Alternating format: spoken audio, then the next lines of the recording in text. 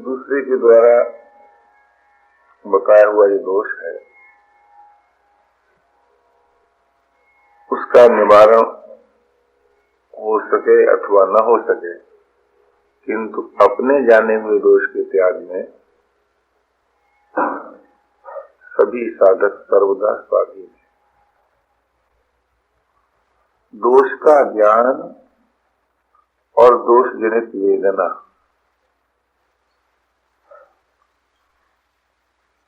प्राकृतिक नियमों के अनुसार तो युगपद है।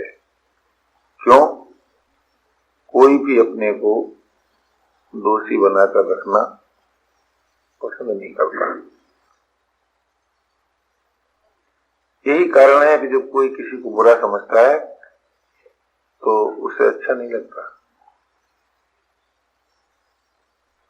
किंतु जब वो स्वयं अपने दोष को जानता है तब उसे अपने संबंध में विचार करने की सामर्थ्य आती है और अपने पर अपने द्वारा न्याय करने में तत्पर होता है। निर्दोषता सुरक्षित रखने के लिए सर्वोत्कृष्ट उपाय है अपने प्रति न्याय करना। जब हम अपने प्रति न्याय करना आरंभ कर देते हैं तब वर्तमान निर्दोषता स्वतः सुरक्षित हो जाती है। आप विचार करें, परस्पर में बैर भाव क्यों होता है? जीवन में अशुद्ध संकल्प क्यों उत्पन्न होते हैं? आपको स्पष्ट ज्ञान होगा कि जब तक हम किसी को बुरा नहीं समझते तब तक बैर भाव की उत्पत्ति नहीं होती, और जब बैर भाव की उत्पत्ति ही नहीं होती तब निर्भयता अपने आप आती है।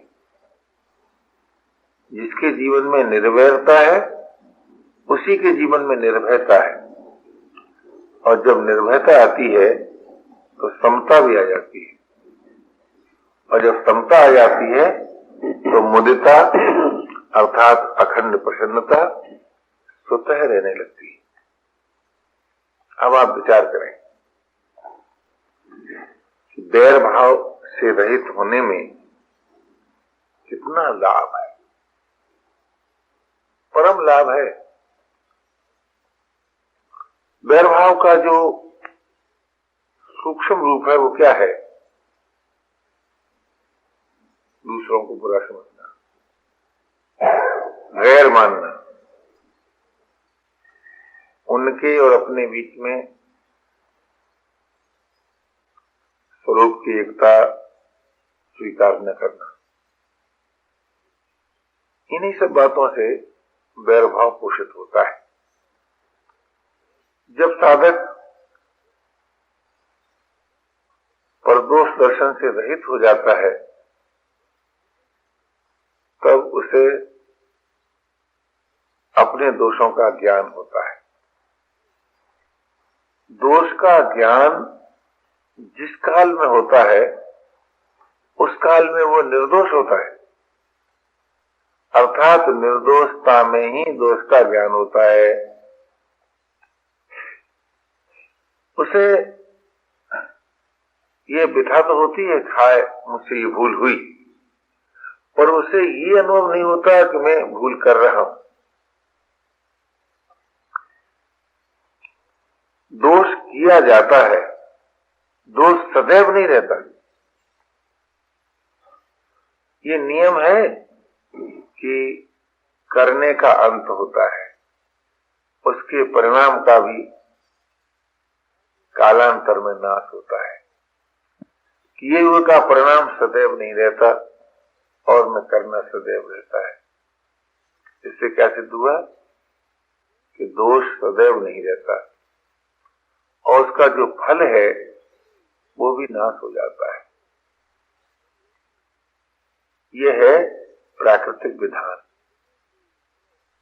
अब केवल इतना ही दायित्व है अपने पर कि हम अपने जानते अपनी वर्तमान निर्दोषता सुरक्षित रखे। उसका सबसे सुंदर उपाय है परदोष दर्शन न करना। न हम किसी को बुरा समझें और न किसी की बुराई सुने। तो जो दूसरों की बुराई से अपने को बचा लेता है वो बड़ी ही सुगमता पूर्वक निर्दोष होने के लिए तत्पर हो जाता है। आप देखिए, हमें जो दोष को दोष जानने की जो शक्ति मिली है उसका उपयोग तो है जीवन में। उसका उपयोग है अपने पर, और प्रत्येक भाई या प्रत्येक बहन को ये अनुभव होगा कि उसमें क्षमा करने की शक्ति भी है। यदि क्षमा करने की शक्ति न होती तो स्वयं बुराई करने पर अपने को क्यों संतुष्ट रखता है? यही न कारण है। वो अपने को क्षमा कर लेता है, सोचने लगता है क्या बताएं, परिस्थिति ऐसी आ गई जिसमें मुझे क्रोध आ गया, मुझसे ये भूल हुई। तो उस भूल का कारण परिस्थिति को मान लेता है। ये क्या है? ये बड़े ही सूक्ष्म ढंग से अपने को क्षमा करना है। परिस्थिति तो साधन सामग्री है और दोष भूल जनित है। तो अपने दोष का कारण परिस्थिति को मान लेना, ये अपने को क्षमा करना है। पर आप जानते हैं, अपना विकास अपने को क्षमा करने से नहीं होता। अपना विकास होता है अपने प्रति अपने ही द्वारा न्याय करने से। ये जो क्षमा का जो प्रयोग है ना, ये पर के लिए है, और ये न्याय की प्रणाली जो है वो अपने लिए है। तो जब मानव अपने प्रति न्याय करने लगता है तब बड़ी सुगमता पूर्वक निर्दोषता को सुरक्षित रखता है। यह एक बात बहुत गंभीरता से विचारनी है कि निर्दोषता मौजूद है। हम किए हुए दोषों से उसे ढकते रहते हैं। निर्दोषता कहीं से आएगी, उसकी उत्पत्ति होगी, ऐसी बात नहीं। निर्दोषता तो आपके जीवन में है। क्यों? जिसने आपका निर्माण किया है वो निर्दोष है। तो निर्दोष का किया हुआ निर्माण दोष से तो नहीं हो सकता। अब आप कहेंगे तो फिर दोष की उत्पत्ति क्यों हुई? अपनी भूल से। भूल होती है जाने हुए की, बिना जाने की भूल नहीं होती। तो अपनी भूल क्या है कि हमने अपने संबंध में विचार करना बंद कर दिया। मानव सेवा संघ की प्रणाली के अनुसार प्रत्येक भाई बहन को जगने के बाद, सोने से पहले, कार्य के आद और अंत में शांत होना है। शांत होने से जो हम कर चुके हैं उसकी स्मृति आती है। उसके आने से हम अपनी वस्तु स्थिति से परिचित होते हैं, और जब साधक अपनी दशा से भली भांति परिचित हो जाता है तब उसमें एक चेतना आती है, एक जागृति आती है। वो विचार करने लगता है, मैंने ऐसा क्यों किया, मुझे ये नहीं करना चाहिए था। बस जब उसने ये स्वीकार किया कि मुझे ये नहीं करना चाहिए था, तो इसका अर्थ ये हो जाता है कि अब कभी नहीं करूंगा।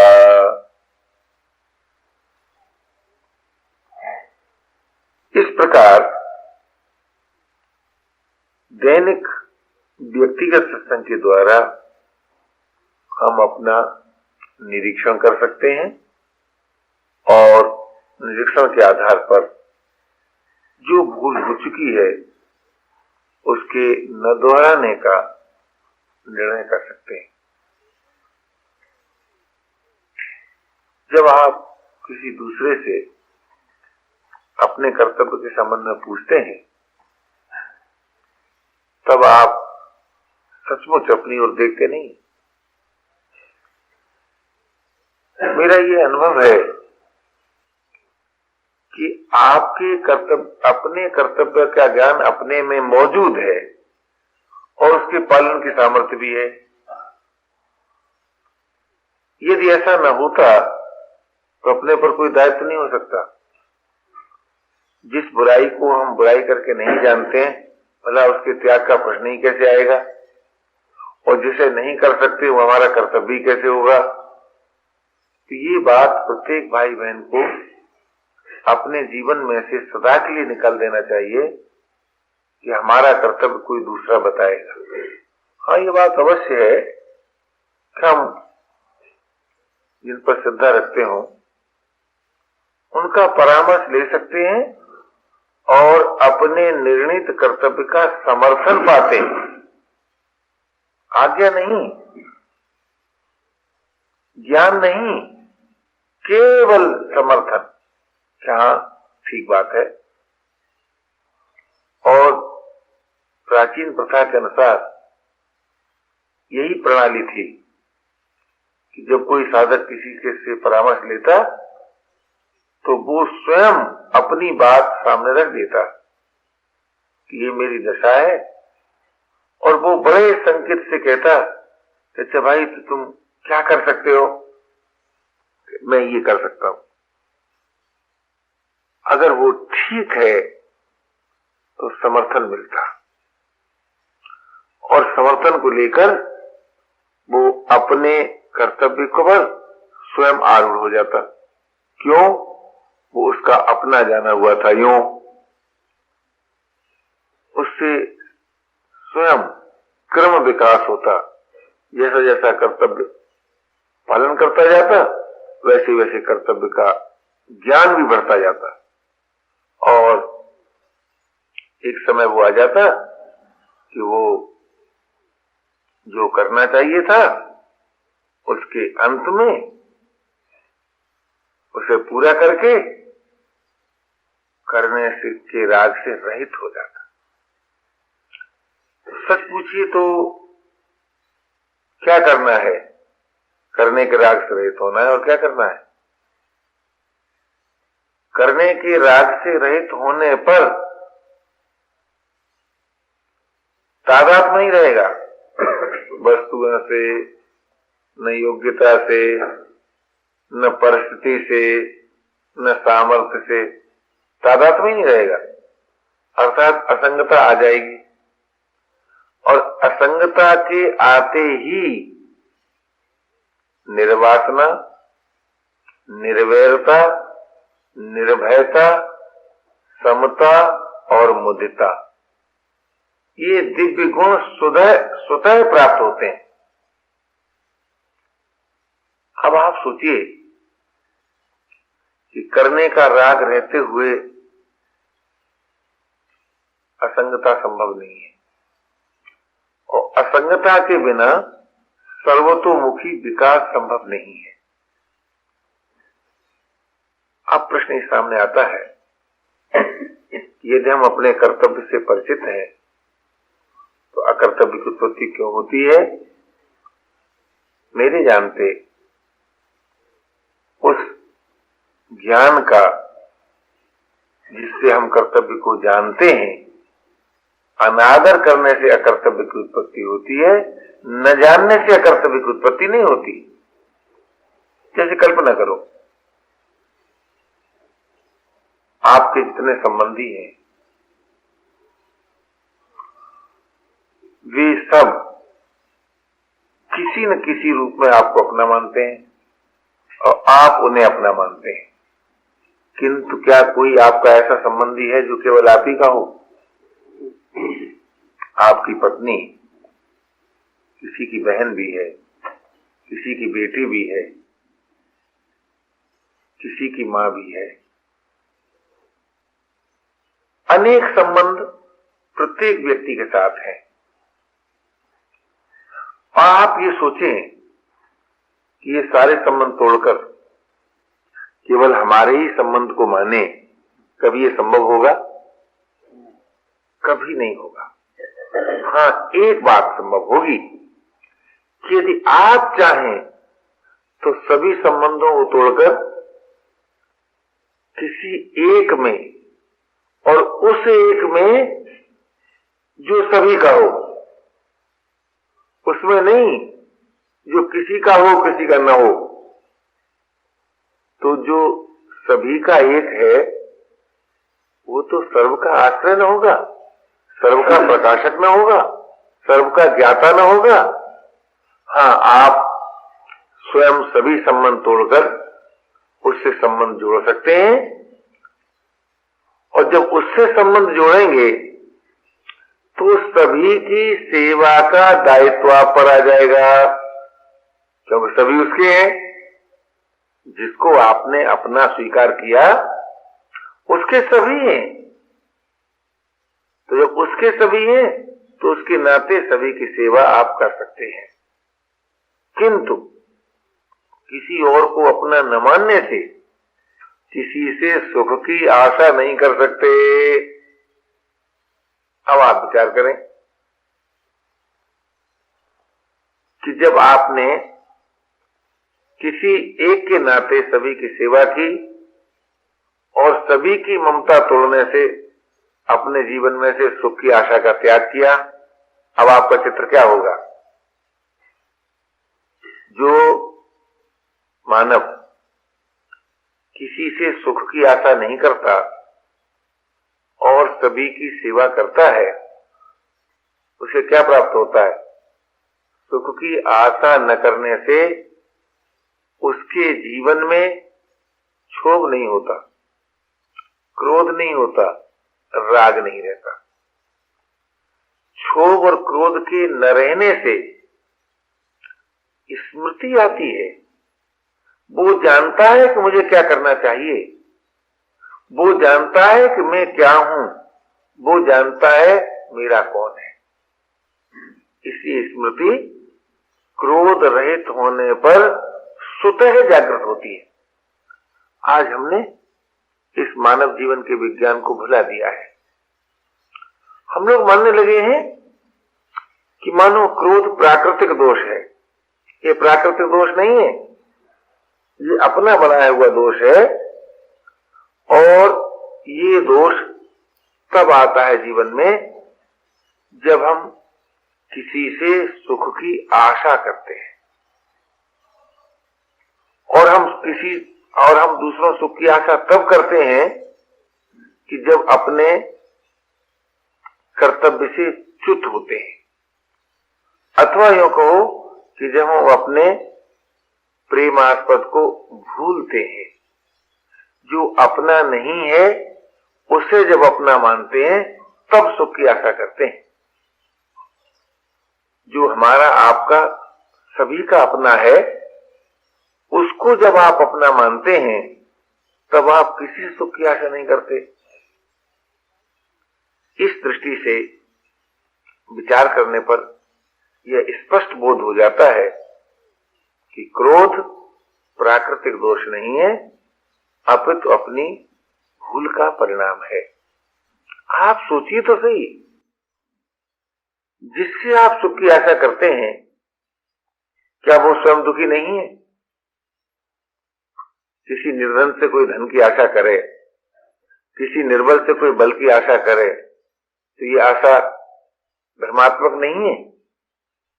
आप विचार करें, गंभीरता से विचार करें।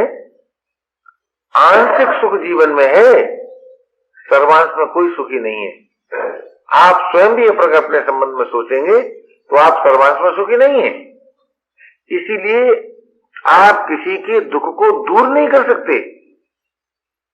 ये मानव मिथ्या अभिमान कर लेता है कि मैं तुम्हारा दुख दूर कर दूंगा। ये बिल्कुल मिथ्या अभिमान है। क्यों? तुम सर्वांश में सुखी हो जो दुख दूर कर दोगे?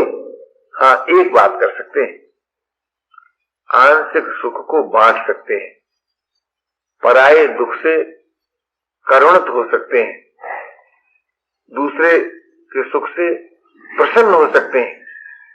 यही सेवा है। तो आप सेवा कर सकते हैं, आप किसी का दुख दूर नहीं कर सकते। जब आप किसी का दुख दूर नहीं कर सकते तो आप दूसरों से क्यों आशा करते हैं कि वह उसके द्वारा आपको सुख मिले? ये आशा करना बड़ी भूल है। और इसी भूल का परिणाम ये होता है कि परस्पर में राग द्वेष बन जाता है। हम सोचने लगते हैं उन्होंने वो हमारे साथ नहीं किया जो उन्हें करना चाहिए था। हम ये भूल जाते हैं कि भाई वो कर भी सकते थे जो हम चाहते हैं। ऐसी कल्पना करो, मेरे साथ कई मित्र रहते हैं। अब मैं ये सोच लूं कि जो मेरे साथ मेरा मित्र रहता है वो किसी और को अपना न माने, ये मेरे अधिकार की बात है? ये कभी संभव है? कभी संभव नहीं है। जिसे आप अपना कहते हैं वो औरों का भी है भाई। जब वो औरों का भी है तो आप उसके द्वारा सभी के अधिकारों को सुरक्षित क्यों नहीं होने देते? क्यों नहीं सभी को प्यार करने देते? क्यों नहीं सभी की सेवा करने देते?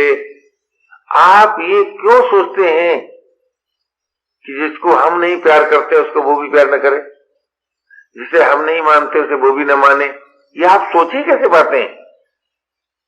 आप कहेंगे कि हम जो कुछ करते हैं वो उसके हित के लिए करते हैं। विचार तो कीजिए, हित किसमें है? विद्रोह में हित है, क्रोध में हित है, द्वेष में हित है, वैरभाव में हित है? कभी नहीं। हित प्यार में है, हित उदारता में है, हित त्याग में है। त्याग आप करते नहीं। क्यों? त्याग जब आप करेंगे तब आपके पास आपका करके कुछ नहीं रह जाएगा। ये जो आप अपने में गुणों का अभिमान करते हैं ये एक प्रकार का राग ही है, क्योंकि गुण है प्राकृतिक और आप मान लेते हैं अपने, और दोष है भूल जनित और आप मान लेते हैं प्राकृतिक। तो सत्संग के प्रकाश में ऐसा अनुभव होता है कि हमें कभी भी किसी भी परिस्थिति में ये अधिकार ही नहीं है कि हम ये बात स्वीकार करें कि दूसरे लोग वो करें जो हम चाहते हैं। ये अधिकार ही नहीं है। दूसरे लोग जो चाहे सो करें, पर हम उनके साथ वो करें जो हमें करना चाहिए। हमारे कर्तव्य से उनमें कर्तव्य परायणता आएगी। हमारे उपदेश और आदेश से वे कर्तव्यनिष्ठ होंगे, सो नहीं होंगे। न हमारे आग्रह से होंगे, न हमारे दबाव से होंगे। अगर समाज में कर्तव्य परायणता फैलती है तो कर्तव्य पालन से फैलती है, उपदेश आदेश और संदेश से नहीं फैलती। ये बात बहुत दिन के बाद मैं समझ सका। इसलिए मेरा ये निवेदन है कि आप जब कभी किसी के संबंध में विचार करें तो ये विचार न करें कि इन्होंने क्या भूल की। ये विचार करें कि हमें इनके साथ क्या और करना है। बस इसी पर विचार करें। जिस समय आप इस बात को सामने रख के सोचेंगे तो आपको अपने कर्तव्य का ज्ञान होगा, और जब आप उसका पालन करेंगे तब आपकी कर्तव्य परायणता से समाज में कर्तव्य परायणता आएगी। और किसी प्रकार हम कर्तव्य परायणता का प्रचार कर सकते हैं ऐसा मेरा विश्वास नहीं है और अनुभव भी नहीं है।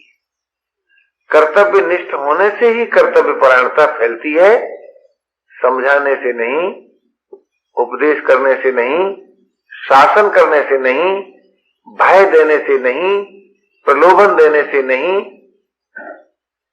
कोई भी किसी को कर्तव्यनिष्ठ बना पाता। मुझे ऐसी घटनाएं मालूम है जिनमें साधक ने जो कहा वही पूरा हो गया।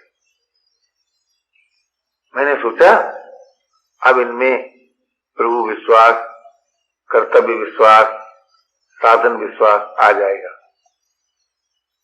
आप सब मानिए नहीं आया। तो किसी प्रलोभन से हम किसी को कर्तव्यनिष्ठ बना लेंगे, ये बड़ी भूल है। किसी प्रकार का भय देकर हम किसी को कर्तव्यनिष्ठ बना लेंगे, ये उससे बड़ी भूल है। इसलिए भाई, प्रलोभन देकर किसी पर शासन मत करो, भय देकर किसी पर शासन मत करो, अपितु अपने कर्तव्य के द्वारा उसके अधिकार की रक्षा करो, उसे अपने ढंग से देखने दो, सोचने दो, समझने दो, करने दो। उसमें भी वो मौजूद है जो आप में है। ये क्या? विवेक रहित कोई भाई कोई बहन नहीं है। विवेक ही वास्तव में गुरु तत्व है। कोई व्यक्ति किसी का गुरु है, इसके समान कोई भूल ही नहीं है। कोई व्यक्ति किसी का सुधारक है, इसके समान कोई भूल नहीं है। मानव का अपना विवेक ही उसका सुधारक है, वही उसका गुरु है, वही उसका नेता है, वही उसका शासक है। जिसके जीवन पर विवेक का गुरुत्व, विवेक का नेतृत्व, विवेक का शासन नहीं रहता, उसके जीवन में कभी निर्दोषता नहीं आती। इसलिए भाई, मानव सेवा संघ की यह अमर वाणी कि मानव मात्र सतपथ का अधिकारी है, चल सकता है। आप ये न सोचें कि आपकी उदारता से कोई आगे बढ़ेगा, अपितु ये विचार करें कि जो आप में उदारता उदय हुई है उससे आपका हित होगा, वो आपके लिए कल्याणकारी है। और उस उदारता का रूप क्या है? अगर कोई भूल कर रहा है तो आप इस बात से शोभित न हो कि वो भूल क्यों कर रहा है, अपितु इस बात से व्यथित हो कि भूल न करता तो बड़ा अच्छा होता, भूल न करे तो बड़ा अच्छा हो। पर उसे न मालूम हो जाए कि आप इस बात को जानते हैं कि वो भूल कर रहा है। ये आपकी मूक सेवा होनी चाहिए। मूक सेवा के समान कोई सेवा नहीं है। मूक सेवा का अर्थ क्या है? किसी की अवनति को देखकर पीड़ित होना। किंतु आज हम पीड़ित कब होते हैं? जब देखते हैं कि हमारे अधिकार का अपहरण हुआ, हमारा स्थान सुरक्षित नहीं रहा। कब हम पीड़ित होते हैं? हम इस बात को लेकर पीड़ित नहीं होते कि कोई बेचारा भूल क्यों कर रहा है।